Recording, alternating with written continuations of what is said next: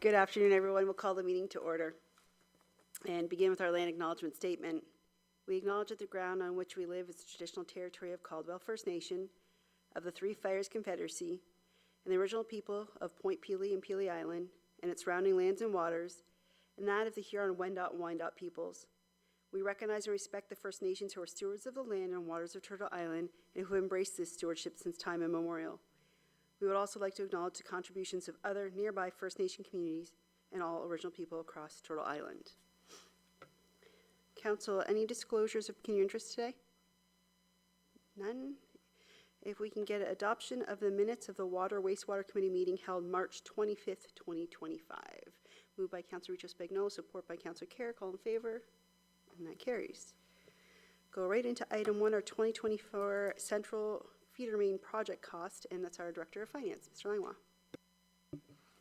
Thank you, Your Worship, members of Council. So this report's just to kind of give a little update on the Central Feeder Main project, as well as ask for approval to make payment for our allocation of the 2024 costs. So the Central Feeder Main project, it's 100% growth related, so it will be funded from development charges. And there was different options looked at in the past, whether there'd be like a water tower to improve pressure or whatnot, but this is kind of the solution. It benefits Windsor, Tecumseh, and LaSalle, and will increase the flow and pressure of water in the municipalities. So a little bit of history. The total estimated, we're negotiating the water supply agreement with them. This project's also included in there. And originally, AECOM, they kind of came up with a methodology for allocation that was based strictly on flow. And then, through those conversations, the question was asked, there's a big pressure component. And, if you can see on the second page here, the based strictly on flow, LaSalle's allocation is almost 39% of the cost. When we went back and said, the flow is one portion of it, but pressure is also another large component of it. So it was kind of agreed upon between the two parties to look to include pressure as a component as well. And it was agreed upon. So AECOM went back and redid their calculations and factored in, it's called based on the brake horsepower concept, which takes into account pressure.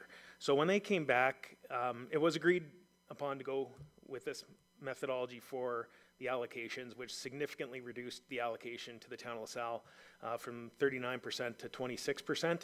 So that's kind of it is an expensive project, but that is kind of a win. It's going to save us almost $6.5 million over the life of the project. So with that being said, all parties agreed to that. The revised calculation, it's a little bit more expensive for Tecumseh because they're getting significant benefit from the pressure that they need. But the calculation, basically, every year, as the different phases are done, we're going to be allocated 20% or 26% of the cost.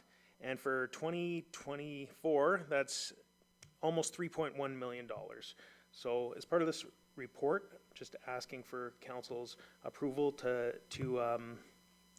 make the payment for our 2024 allocation. And it is also important to note that if in the future, say Amherstburg hops on board and doesn't want to have their own water plant and wants to purchase from Windsor Utility Commission as well, this central feeder main will be part of their supply as well. So if that ever happens at that point in time, the calculation will be reperformed, and they'll be allocated a percent of that. So basically we'll recoup some of that money for the cost of the project for Amherstburg's share or any other municipality that might benefit from this project in the future. With that, I'm available for any questions. If they're more technical in nature, probably Mr. Osborne or Ms. Petros will be able to answer them a little better. Thank you very much. Councillor Carrick. Thank you, Your Worship. Through you to Dale. So 3.1 million. What's next year's cost after that? Like, what's it broken down into? Is this just a one-time fee that we're spreading out over, or is it every year we after that we pay that upfront cost through reserves, I think I saw right. Yeah, it'll What be- would be, like, rough guesstimates, or is that it? No, this is for the construction costs that was performed in 2024, so approximately $12 million. 26% of that is around 3.1 million. So next year, they'll provide us with the second phase of the project. You can see the project going, some of the construction along the expressway, the big pipes that have been there. That's kind of the phase that they're at right now.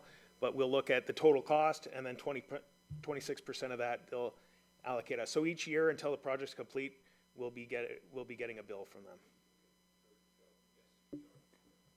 I believe the project's broken up, I can't remember if it's 4 or 5 phases, and I think it's gonna take them about 10 years to complete. So I would imagine we'll get about a $3 million bill every other year, it would be my guess. Just for clarification, so we're hoping that will come out of the LDC, right? Development That's charge. correct. It's 100% growth related, so Okay. we will be funding that from development charges. Okay, thank you. Thank you, Your Worship. Councillor Rena?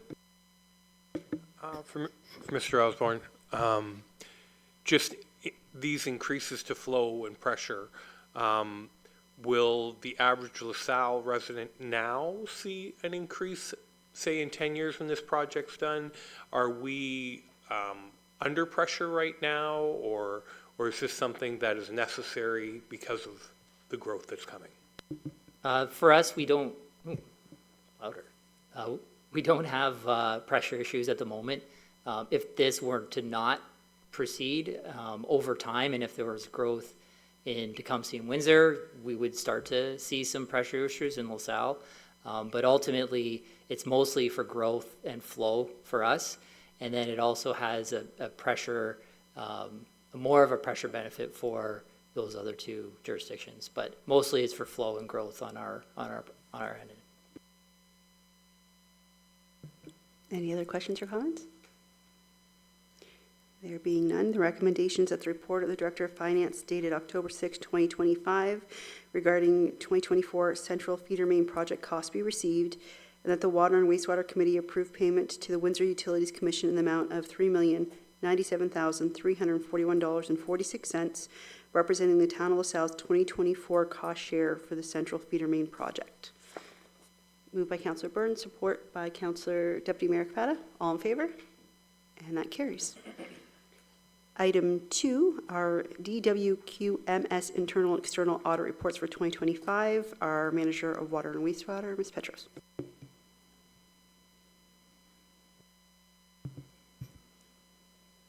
Thank you, Your Worship, and members of council. So this year in 2025, the DWQMS internal and external audits marks the year where every 3 years we have a full accreditation audit. So the auditor comes from NSF, and they come on site and they conduct a full review of our operational plan and checks our procedures and even forms and that have been completed throughout the past year. And as part of the audit, they also interview some staff as well that are involved in the DWQMS. And both reports came back as no non-conformance, neither minor or major. We had few opportunities for improvements, and thanks to our staff that keep up with the good work on our system, on the distribution system, and keeping up with the records as well, that we had received our certificate of registration as well. And since there was no non-conformance, so they usually produce the certificate right away. So attached are the 2 reports, and if you have any questions, here to answer.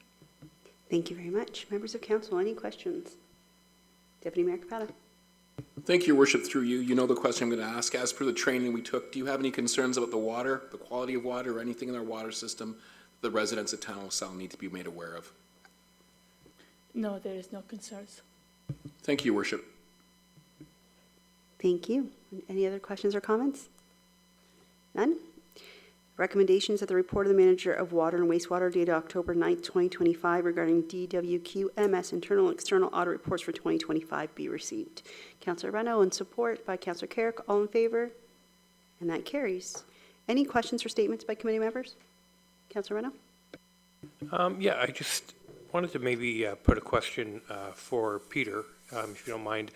I know that in the last week, there's been some emails going back and forth about sediment in the water lines up around the Oliver Farms area. And I know that we have a very aggressive flushing program around our entire town. Can you just give us an idea of what that sediment is from? It does build up a little bit more frequently because there's a high volume of water. That is what the flushing program is meant to do, is to flush that stuff and get the water continuously moving. To the best of my knowledge, it's naturally occurring within the water. There is no contaminations within the water. It is part of the water. It causes separations at some point in time, and it does cause that scaling to occur within the pipes. So to the best of my knowledge, it's not harmful. It's not pretty to look at, and people are recommended to flush their systems, when the town does flush the systems. The town does an extensive water main flushing program, and we do advise residents in the area that when that is occurring, you will experience some of that discoloration, and to continue to flush your system until it clears up, but it does eventually clear up. You have this same sort of effect when a fire breaks out and the firemen turn on a fire hydrant in some area, and that is on an emergency basis, so you get that build-up release when that high flow comes through. So that is the situation of what happens when that buildup occurs, in the flushing program. So with respect to what we do in LaSalle, and Ms. Petros is best to answer, is we follow all the best practices across the province. It does build up in both cast iron mains, ductile iron mains, and even in plastic mains. It does build up from time to time. And that is consistent across the province where those pipes exist in the ground. As our program continues to evolve and as budgets are approved, when we go in and replace mains, we start to reduce that because, again, it does build up more in cast iron and ductile iron mains, but some of our main feeds into town are cast iron, ductile iron. So there is no reducing that in those mains because those are in place as of today, and that was the material that was available and readily used at the time when that construction occurred. PVC is now the main type of material used, and so all new mains now pretty much are PVC. The central corridor feeder main, interestingly, again, as Ms. Langua had mentioned, it's actually a concrete pipe, so you'll see that have been lined up along EC Row, so they use a concrete pipe because it's such a large main and it's going to have high pressure. So over time, what happens is as the budgets are approved for reconstruction within areas, we will go in and reconstruct areas, and those situations will be reduced in those areas, but not eliminated. Again, like I said, they're connected to our feeder mains, and we have the same sort of issue on our feeder mains, and so those will reduce it in those areas, but it is not harmful.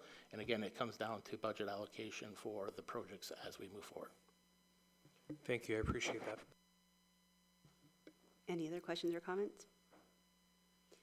None. The next meeting of the Water Wastewater Committee meeting is scheduled for March 24th, 2026 at 4:30 p.m. And this meeting is adjourned.